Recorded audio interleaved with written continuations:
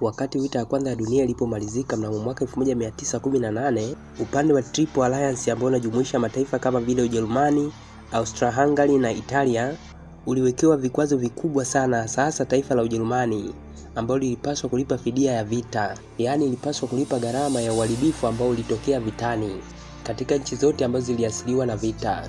Vikwazo hivyo viliwekwa na upande wa Triple Entente ambao unajumuisha mataifa kama vile Urusi, Ufaransa, Marekani na mataifa mengine ambayo yalikuwa upande huo.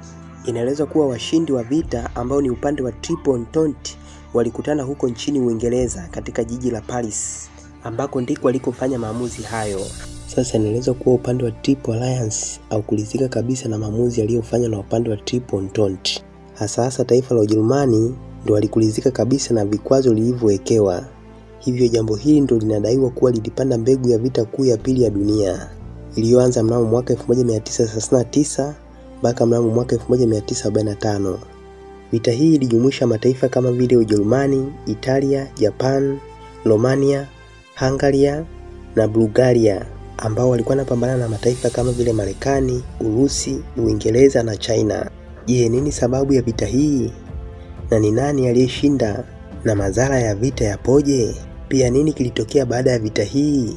Ili uweze kufahamu mambo hayo na mengine mengi sana kuhusiana na vita kuu ya pili ya dunia, hakikisha kuwa unaungana nami kuanzia mwanzo mpaka mwisho wa makala hii. Kama bado hujasubscribe katika channel yetu, nasubiri nini? Hakikisha kuwa una subscribe kisha unabofya alama ya kengele ya notification, kwani kwa kufanya hivyo utaweza kupitwa na video zetu. Mimi naitwa Dennis Jenson. Baada ya vita ya kwanza ya dunia kumalizika, uchumi wa taifa la Ujerumani uliyumba sana, na wakati huo ndio wakawekewa vikwazo vikubwa sana na upande ulioshinda vita hiyo, kama vile kulipa gharama zote za vita na vikwazo vingine. Hivyo kutokana na jambo hilo, taifa la Ujerumani likalazimika kutengeneza pesa nyingi sana ili kuweza kulipa madeni na kuendesha nchi. Sasa jambo hilo la kutengeneza pesa nyingi sana kupita kiasi lilisababisha thamani ya pesa ya Ujerumani kushuka, jambo ambalo lilipelekea serikali ya taifa hilo kupunguza wafanyakazi wengi sana serikalini. Yaani watu wengi sana waliachishwa kazi, na hiyo ilikuwa ni mnamo mwaka 1923. Kiufupi, hali ya kiuchumi kwa wakati huo haikuwa sawa kabisa, kwa sababu serikali ilishindwa kuwalipa wafanyakazi mishahara, thamani ya pesa yao ilikuwa imeshuka sana, viwanda vingi vilifungwa kwa sababu ya kukosa pesa ya uendeshaji, na mambo mengi sana yalitokea kwa wakati huo. Wakati hali bado ikiwa mbaya, ndipo ambapo mnamo mwaka 1933 Adolf Hitler aliingia madarakani kupitia tiketi ya chama cha Nazi. Utawala wake ulijitahidi kuweka mambo sawa katika taifa hilo na ukafanikiwa, kwa sababu wafanyakazi wengi sana walirudishwa kazini na mambo mengine mengi sana yaliendelea. Kama ilivyo shilingi huwa ina pande mbili, ndivyo ambavyo utawala wa kiongozi huyu ulivyokuwa. Yaani ulikuwa na mazuri na mabaya yake. Yaani wapo waliompenda na wapo waliona cha moto katika utawala wake. Pia moja ya lengo la Adolf Hitler lilikuwa ni kuunganisha watu wote wanaozungumza Kijerumani. Mnamo tarehe 1 mwezi Septemba mwaka 1939, taifa la Ujerumani lilishambulia nchi ya Poland ili kuiweka chini yake. Sasa wakati taifa la Ujerumani wakiendelea na mashambulizi huko Poland, kumbe nchi hii ilikuwa imeingia mkataba wa kulindana na mataifa kama vile Uingereza na Ufaransa. Hivyo mataifa hayo baada ya kuona mwenzao wanashambuliwa, ikabidi na wao watangaze vita dhidi ya Ujerumani ili kuweza kumsaidia mwenzao. Pia Umoja wa Kisovieti ulikuwa umeingia mkataba wa siri wa kusaidiana na taifa la Ujerumani. Hivyo na wao baada ya kuona mwenzao anaishambulia nchi ya Poland, na wao wakaanza kuteka maeneo mengi sana nchi hiyo na kuyaweka chini yao, hasa huko mashariki mwa nchi hiyo. Ili kujihami, Uingereza ikapeleka sehemu kubwa ya jeshi lake huko Ufaransa kwa lengo la kulitetea taifa hilo endapo Ujerumani wataanza kulishambulia, hasa katika mipaka ya taifa hilo. Ilipofika mwezi Aprili mwaka 1940, Waingereza walipeleka wanajeshi wake huko Norway kwa lengo la kuzuia meli ambazo zilikuwa zimebeba madini ya chuma, meli ambazo zilikuwa zimetoka Sweden na zilikuwa zinaelekea katika taifa la Ujerumani. Hivyo serikali ya Uingereza ikapeleka majeshi yake Norway kwa sababu ilikuwa ni lazima meli hizo zifikie hapo kwanza, ndipo ambapo ziweze kuendelea na safari. Sasa baada ya Ujerumani kupata taarifa hizo, wakaamua na wao kutuma majeshi yao ili kuteka eneo la Denmark na Norway. Baada ya kufanikiwa kuteka maeneo hayo, waliwafukuza Waingereza wote waliokuwepo katika maeneo hayo na wengine waliuawa. Mnamo mwezi Mei mwaka 1940, Wajerumani walianza kulishambulia taifa la Ufaransa. Kama nilivyokueleza hapo awali kuwa Uingereza ilipeleka majeshi yake huko Ufaransa, ili kuisaidia kuilinda nchi hiyo. Hivyo baada ya majeshi ya Ujerumani kuingia katika taifa la Ufaransa, kulikuwa na mapigano makali sana. Na baadaye ndipo majeshi ya Ujerumani yakafanikiwa kuvishinda vikosi vya Uingereza na Ufaransa. Sasa baada ya Ujerumani kufanikiwa kulipiga taifa la Ufaransa na kuliweka chini yao, ndipo ambapo Adolf Hitler alijaribu kulishambulia taifa la Uingereza. Inaelezwa kuwa kiongozi huyu alituma ndege za kivita ili kwenda kuvuruga nguvu za kijeshi katika taifa hilo, lakini hakufanikiwa. Alishindwa kutuma jeshi la ardhini kwenda kulivamia taifa hilo, kwa sababu kama angefanya hivyo ilimbidi atengeneze meli nyingi sana za kivita ili aweze kuyavusha majeshi yake katika bahari, ndipo yaweze kufika katika nchi hiyo ya Uingereza. Jambo ambalo yeye aliliona kuwa ni hatari, kwa sababu ingekuwa ni rahisi kwa wao kushambuliwa. Hivyo akaachana na taifa hilo kwanza. Mwishoni mwa mwaka 1940 wa Italia nao walianza kuishambulia Ugiriki pamoja na majeshi ya Uingereza yaliyokuwepo huko Misri. Kumbuka nchi ya Italia ilikuwa upande wa Ujerumani. Nchi hii haikuwa na jeshi imara sana kama ilivyo kwa Mjerumani.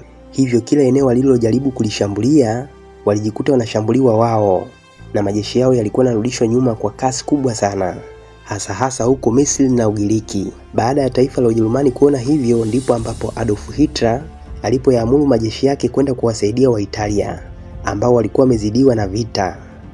Ndipo akapeleka majeshi yake huko kaskazini mwa Afrika pamoja na Ugiriki. Na hiyo ilikuwa ni mnamo mwaka 1941. Wakati majeshi ya Ujerumani yakiwa njiani kuelekea Ugiriki, yalifanikiwa kuteka maeneo kama Yugoslavia na maeneo mengine. Mwaka huo majeshi ya Ujerumani yalianza kuishambulia na Urusi, na yakafanikiwa kufika mpaka katika mji mkuu wa nchi hiyo uitwao Moscow, lakini walishindwa kuuteka na kuuweka chini yao mji huo. Ingawa waliteka eneo lote la kusini mwa Urusi hadi katika mlima wa Kaukazi na mto Volga, Wajapani nao walianza kulishambulia taifa la Marekani pamoja na makoloni ya Muingereza, bila kusahau makoloni ya Uholanzi huko Asia. Baada ya Adolf Hitler kupenda wanachokifanya Wajapani, hivyo na yeye akaamua kuwaunga mkono wa Japani. Hivyo na yeye akatangaza vita dhidi ya taifa la Marekani. Ujerumani alikuwa na hasira sana na Marekani, kwa sababu yeye pamoja na Urusi na mataifa mengine yaliyokuwa upande wa Triple Entente ndio waliomwekea vikwazo baada ya vita ya kwanza kumalizika. Hivyo alikuwa na chuki kubwa sana na mataifa hayo yaliyoshinda vita kuu ya kwanza ya dunia. Mpaka hapa damu ilitapakaa ulimwenguni na vita ilikuwa imepamba moto kweli kweli. Ikumbuke kuwa mnamo tarehe 7 mwezi Julai mwaka 1937 nchi ya Japani iliishambulia nchi ya China. Hivyo vita baina ya watu hao wawili ilianzia hapo na ikawa endelevu. Ilipofika mwaka 1943, taifa la Ujerumani na Japan yalianza kuishiwa nguvu, hasa ya kiuchumi, kwa sababu walikuwa vitani kwa miaka mingi. Pia walikuwa wanapigana na mataifa mengi kwa wakati mmoja. Hivyo wanajeshi walianza kuishiwa silaha vitani, chakula na mambo mengine mengi. Na ndo kwa wakati huo taifa la Marekani lilikuwa linazalisha silaha nyingi sana, tena zenye nguvu kubwa kuliko zile zilizokuwa zinazalishwa na Ujerumani pamoja na Japan. Hivyo kutokana na jambo hilo ndipo ambapo vikosi vya Ujerumani na Japani vilipoanza kurudishwa nyuma kwa kasi. Pia Marekani na Uingereza waliamua kupeleka vikosi vyao huko Italia, nchi ambayo ilikuwa inashirikiana na Mjerumani. Inadaiwa kuwa vikosi hivyo vilifanikiwa kumuondoa madarakani dikteta Muitalia aitwaye Mussolini, na serikali mpya ikaundwa, serikali ambayo ilikuwa inamuunga mkono Marekani. Eneo hili likawa chini yao. Ilipofika mwaka 1944, askari wa mataifa ya ushirikiano, yaani askari wa taifa la Marekani, Uingereza na Ufaransa pamoja na Urusi waliingia katika nchi ya Ufaransa wakielekea Ujerumani. Na wakati huo majeshi ya Urusi yaliyokuwa yamebakia katika nchi yao yalizidi kusonga mbele mpaka yakakaribia katika mpaka wa Ujerumani. Pia huko katika bara la Asia, taifa la Japani lilipoteza meli zake nyingi sana ambazo zilishambuliwa na jeshi la Marekani, na jeshi hilo lilizidi kusonga mbele mpaka likakaribia kufika katika visiwa vya nchi hiyo ya Japani.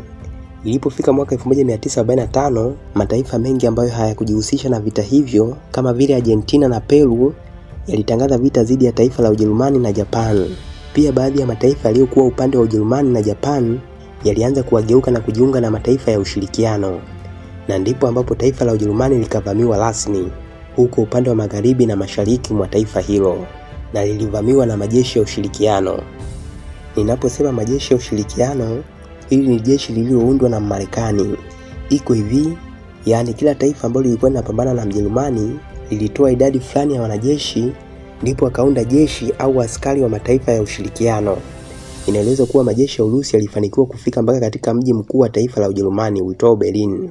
jambo ambalo lilipelekea Adolf Hitler ajiue mnamo tarehe 20 mwezi Aprili mwaka 1945 kwa sababu aliona ameshindwa vita.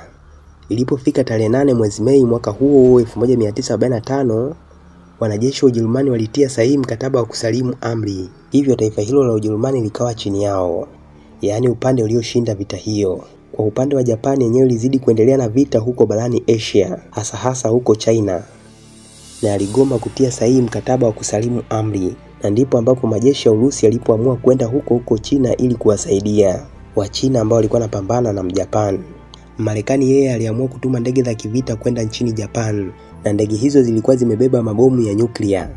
Bomu la kwanza walilitupa huko Hiroshima mnamo tarehe 6 mwezi Agosti mwaka 1945. Na bomu la pili walilitupa huko Nagasaki mnamo tarehe 9 mwezi Agosti mwaka 1945. Mabomu haya mawili yalisababisha vifo vya watu wengi sana. Na kwa upande wa vikosi vya Japani vyenyewe viliendelea na mapambano huko nchini China, na inaelezwa kuwa Wajapani walianza kuzidiwa nguvu na majeshi ya China na Urusi. Hivyo mambo haya yalisababisha serikali ya Japan kukubali kushindwa vita, na mnamo tarehe 2 mwezi Septemba mwaka 1945 walitia sahihi mkataba wa kusalimu amri. Hivyo huo ndio ulikuwa mwisho wa vita kuu ya pili ya dunia. Inaelezwa kuwa vita hii iligharimu maisha ya watu zaidi ya milioni 60, yaani hao ndio waliopoteza maisha katika vita hiyo, huku zaidi ya watu milioni 25 wakiwa ni wanajeshi, na watu zaidi ya milioni 35 wakiwa ni raia wa kawaida wasio na hatia. Inadaiwa kuwa taifa la Urusi ndio lilipoteza watu wengi sana vitani. Zaidi ya watu milioni 20 walikuwa ni raia na wanajeshi wa Urusi. Tokeo mojawapo la vita kuu ya pili ya dunia ni kuanzishwa kwa Umoja wa Mataifa mnamo mwaka huo 1945 kama chombo cha kulinda amani na kuzuia vita zijazo. Na mataifa yaliyoshinda vita hiyo ndio yana nafasi za kudumu katika Umoja wa Mataifa. Na mataifa hayo ni kama vile Marekani, China, Ufaransa, Uingereza na Urusi. Yaani hawa hawawezi kuondolewa na mtu yeyote ule katika Umoja wa Mataifa, isipokuwa wao wenyewe ndio waamue kujiondoa katika umoja huo. Usisahau kuniandikia maoni yako kwenye sehemu ya comment. Asante sana kwa kuwa nami kuanzia mwanzo mpaka mwisho wa makala hii. Kama bado hujasubscribe katika channel yetu unasubiri nini? Hakikisha kuona subscribe kisha na bofya alama kengele ya notification. Kwani kwa kufanya hivyo utaweza kupitwa na video zetu zenye lengo la kukuburudisha na kukuelimisha. Mimi naitwa Dennis Jenson, na kutakia wakati mwema na tukutane tena kwenye video nyingine. Asante na kwaheri.